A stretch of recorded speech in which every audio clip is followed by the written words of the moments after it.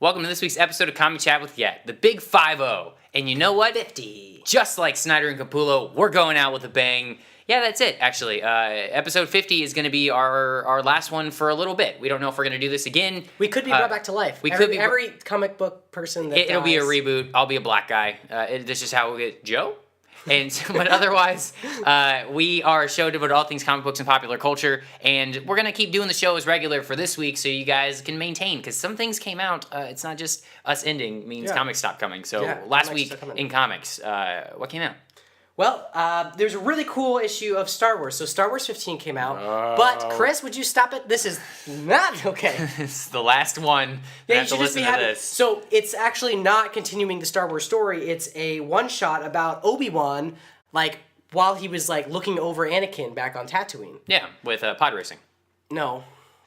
But it was really awesome. I really enjoyed this story almost, as a one-shot. It's perfect. It's perfect. Everything you want. You've got your... Just why Uncle Owen doesn't like Obi-Wan, and he's always like, don't listen to that old guy and all that stuff, and it's really good. And you see kind of Luke being as a kid kind of like Anakin was, so it's kind of like bringing those two things together, and it's great. I literally just now made the connection. What are you talking about? As to the old man Kenobi in 4 that Uncle Owen hates, and his character in 1, 2, and 3. Are you kidding me? No, because here's the issue. Here's the thing. Here's what did it, though. In the first one, who's the guy that dies? In the first one, who's with Obi-Wan? What's his name? Qui-Gon Jinn. Right. Liam Neeson, right? Yes. That was it. I thought it was a story of Qui-Gon. Because you got to remember, I never saw 4, 5, and 6 when 1, 2, and 3 came out. So I was only watching 1, 2, and 3 going, oh, Qui-Gon Jinn and Obi-Wan Kenobi. That's cool. But you would have seen Obi-Wan Kenobi first and be like, oh, Obi-Wan Kenobi. But I never saw 4. And then you would have watched 4 when you did, a couple months ago, and you would have been like, old Ben Kenobi. Do you think that's Obi-Wan Kenobi? Which is a real line in Star Wars.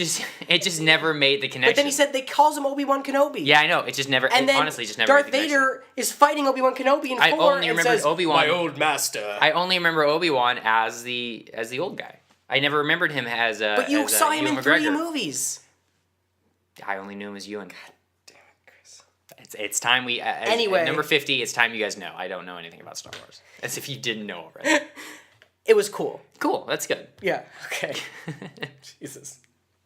Good gravity. Read it. You don't have to know anything else except for, you have to, I guess, know that Obi-Wan Kenobi is old Ben Kenobi. I did not... But besides that, all right. If you know, the basics about Star Wars, which somehow avoided Chris this whole life... then you would really like that, and it was good. fun. I'm glad you liked it. What else is on the list? Silver Surfer #1. So I've been hearing a lot of good things. Yeah, I've heard a lot about that too. It was good. I wasn't enthralled. I think by the end I was much more interested. I think that's kind of the way some of them, not all, but some of the #1s, like Doctor Strange #1, I would say, and similarly Silver Surfer #1, where I was but then the overarching story that they were setting up is very interesting. Okay. This one was great, though, because these aliens come to take Earth's greatest resource, which you're I wonder what that is. Humans. No, it's our culture. So, they basically come and they wipe the world clean, of all of the movies and comic books and characters that we love. And then when Silver Surfer goes to fight them to get them back, they use them so all the aliens become... the greatest protagonists of Earth. So you've got Harry Potter, and you've got basically everybody from popular culture, and there's different lines said from movies and stuff like that, which I of course really enjoyed. So it's a really fun story. Is it campy? The cover of that looks kind of fun and zany. It's not as zany as it looks. Is that a variant, or is that the actual? No, this is the actual cover. Oh, okay. Like I said, it's really fun. I would definitely pick it up. It's pretty What's cool. the deal with the Silver Surfer? He's he was the Herald of Galactus, which means that when he would show up and prep the world for Galactus to eat it.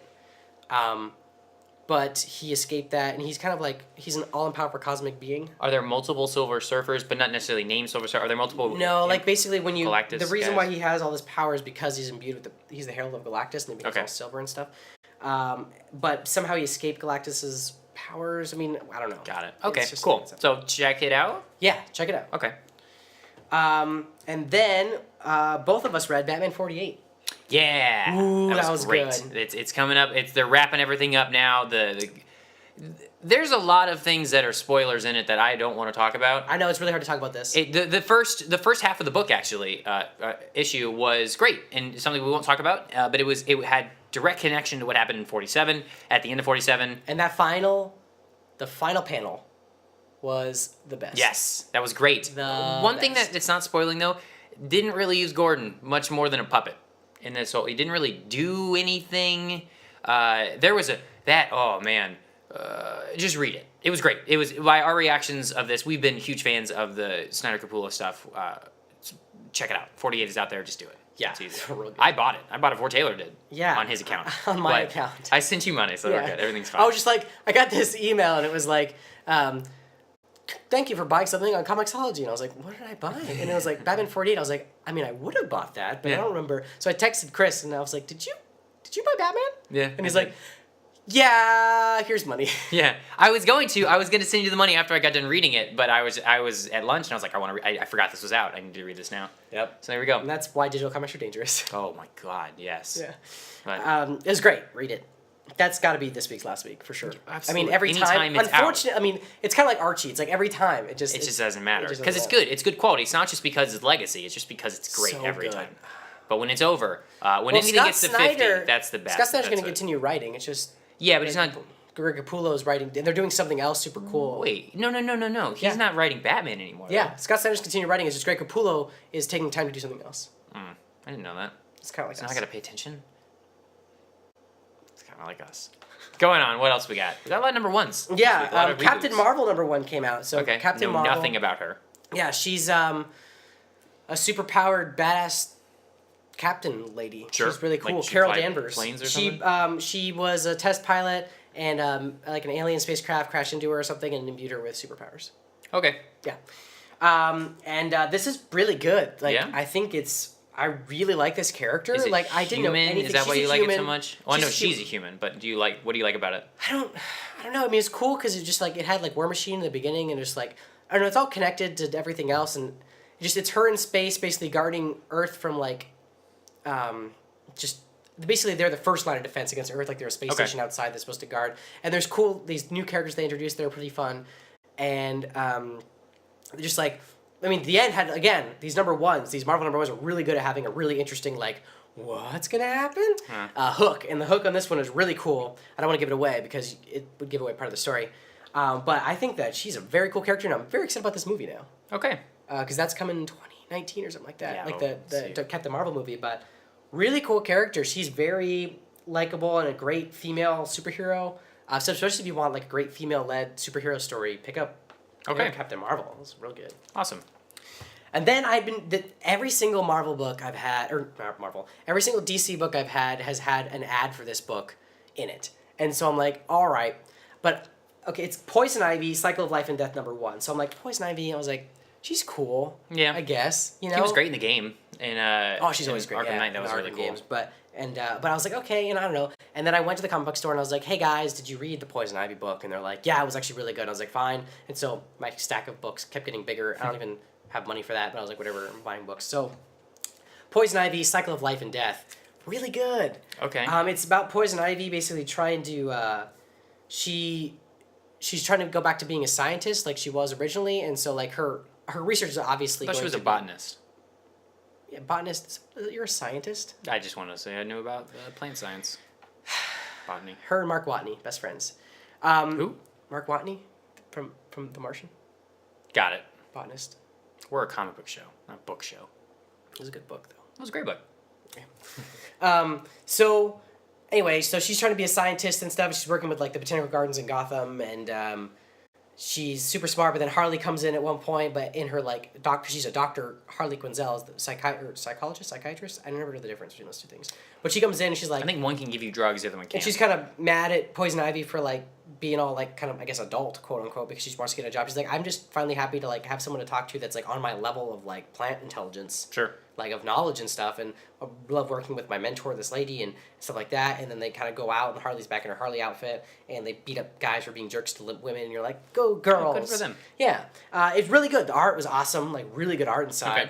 And just overall very enjoyable, and I'm really excited to see where it's going. I might actually continue reading this book. I was number one. Questioning it. Yeah. Is it a planned miniseries event? It's one of or 6. Is it... Oh, okay, cool. So it's a miniseries. So maybe I'll just wait for the trade because I prefer to do that. Yeah. But great. If you like single issues, start picking this up because it's really good. Okay. I really recommend Poison Ivy. So that was our big last week in comics. This week's last week. Our final this week's last week was, of course, Batman 48. And you know what? Every month, just consider the next Batman book and the next Archie book and the next Jughead book. I don't know. Till 51. I'm trusting 50 to be fantastic. I don't know how I'm going to feel 51 without the team. Like when this show eventually gets rebooted and I'm not here and it's going to be episode 51, I'm going to hate it. It's fine. Like, you're going to bring some guy named Kyle and it's going to be great. But otherwise, I mean, it's going to be fine. I won't watch it, though. You don't watch this one. Yeah, I'll watch season 3, episode 1, then I'll stop.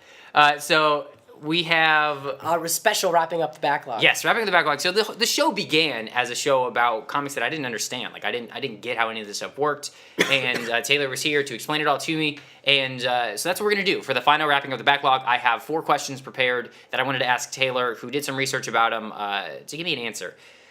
The most pressing one. Question number 1. Yeah.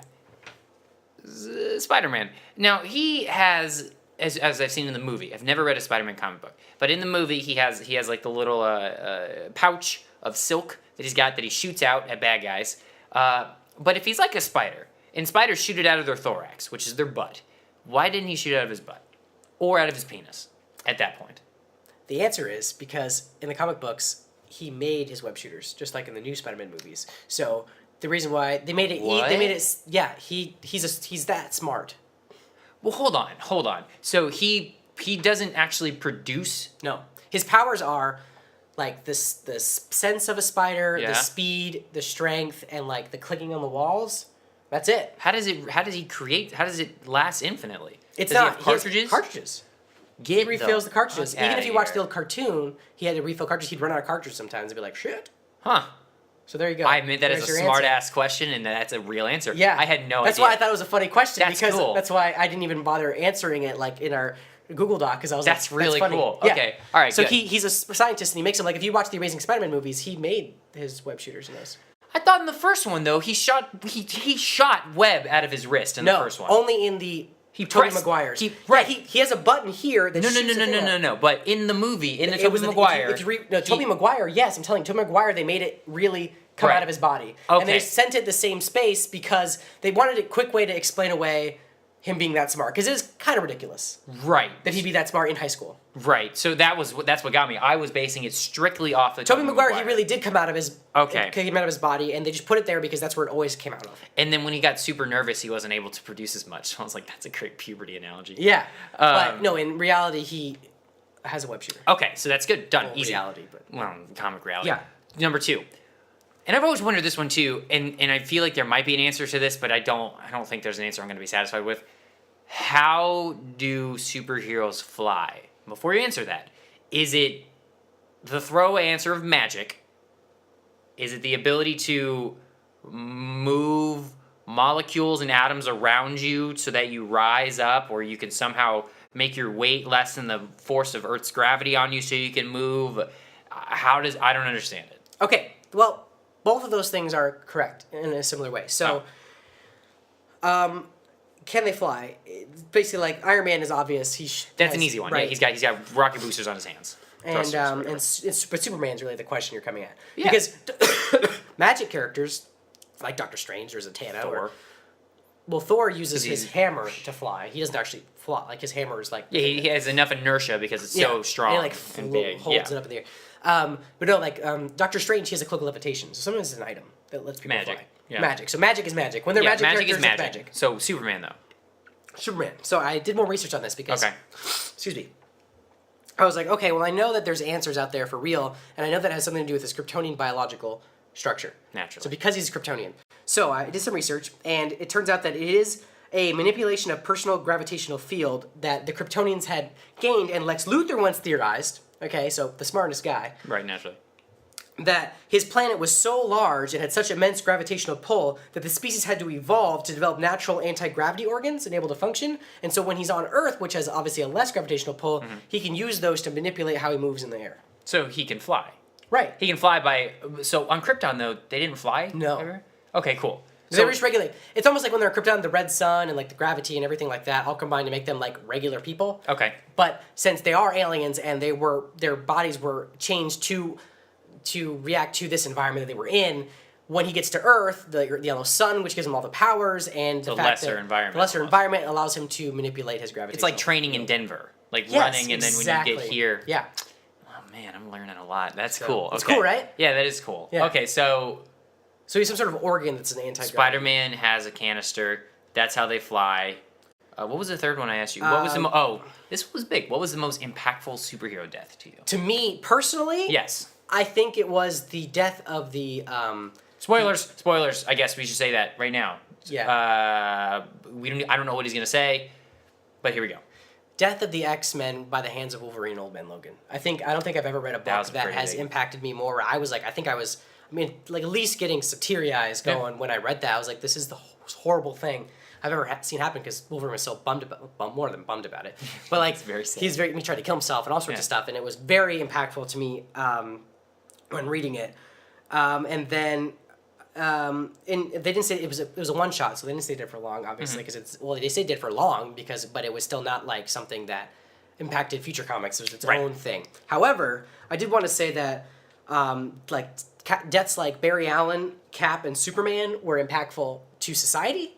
More so, I wasn't reading comics avidly, so they weren't affecting me. But I mean, Captain America dying was on the Colbert Report, to a point. Superman's death shook everything. By Doomsday, right? By Doomsday, but that was the 90s.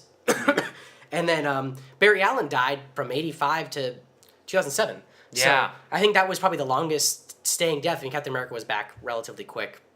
I thought he was back, but as the new Cap. No, I mean, Steve Rogers came back. Oh, okay. But Bucky did take over while Cap was dead. Yeah. And then now it's Falcon. Yep.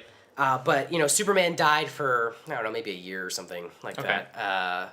But they had all the other Superman coming along. So I think, though, that for me personally, it was the death of the X-Men and that Old Man Logan, because it was so well written. It was probably the most permanent, too. Just because it was that one shot. It was one thing. Like, they're dead. They're not coming back. And you're just like... Well, maybe an Old Man Logan Volume 2. Yeah, issue 1 comes out next week, I think. That's exciting. So, okay, the final question, which, if you guys have seen this show, anytime I try to say pick one thing, there's 20 things that come up. So the final question was, someone's trying to get into comic books. Someone does not know anything about comic books. A different question. Which one? Miss, what is your favorite most believable story regarding how... Oh, I thought there were 5. So there were 5. There were 5. You son of a bitch. I knew I had 5. All right, so what was number 4? What is your favorite, most believable theory regarding why people can't figure out it's Clark Kent? Yeah. Why are people so stupid? Okay, now, I have real answers for this. Because I know the answer to this, actually, but you say it, and I'm pretty sure I know it. Okay, so I can't remember what book it was that explained this, but it was kind of one of those moments for me. When he is Superman, right, he lowers his voice 2 octaves for one. That's the like first Flash and Arrow do. Yeah, Flash reverberates, Arrow has the modifier. But and he's just Kryptonian, so he just lowers his voice. Sure, yeah. He straightens his posture, and he takes off his glasses, obviously.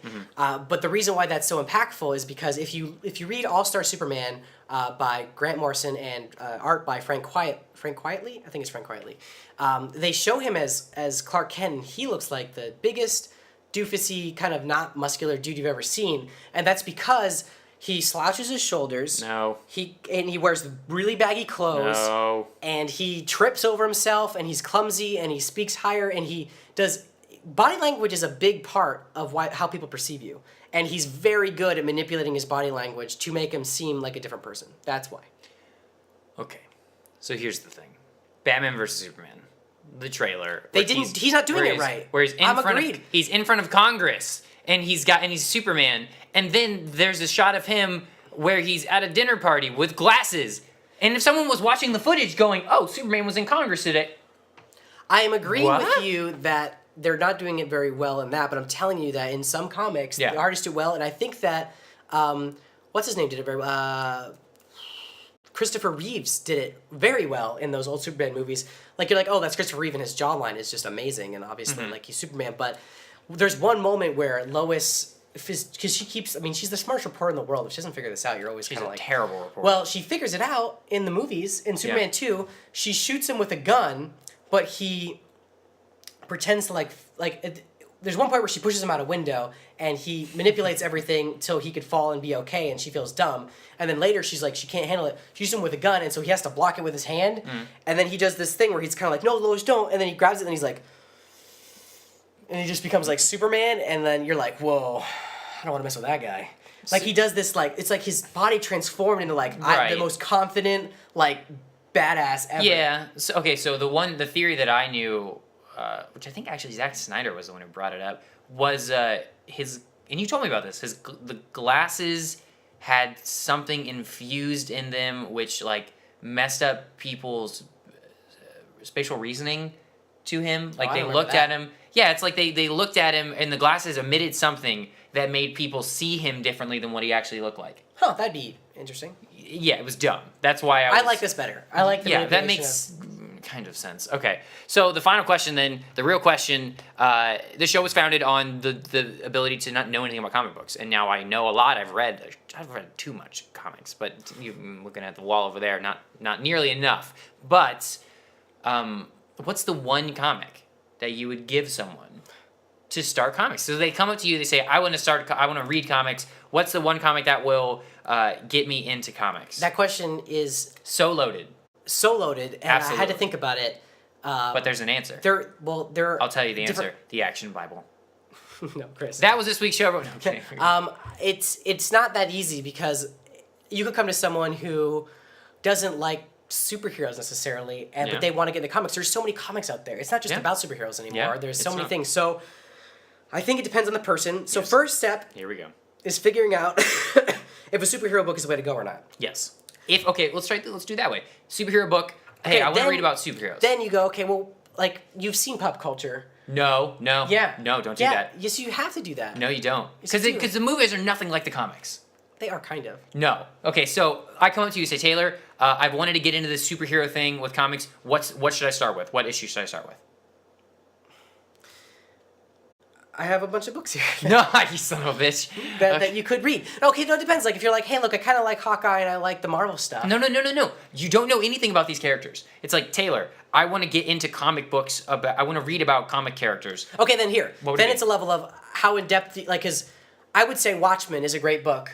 But I would disagree. But for you would not want to get into something that deep. But if someone's like, I love philosophy, I love all that stuff, then you give them Watchmen.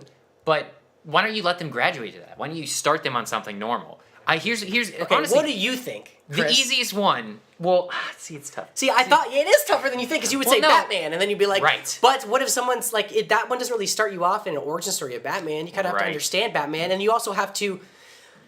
I think you have to go into comic books no matter where you start, understanding that you're not going to understand everything. Yeah. And just accept that as a fact, and you could start anywhere, really. You just have to accept, like, you could read Kingdom Come and be like, I don't know half these characters, but the story's really interesting, and you kind of learn the characters. You could start... The Walking Dead is a great place to start for the average person who likes zombies. That book is but very that's the only thing you're really going to read if it's about zombies. If you like zombies, that's really the only thing you're going to get into. But it's really good. I'm just saying, as far as comic book, maybe understanding how comics work, it's all in black and white, and so it's kind of like whatever.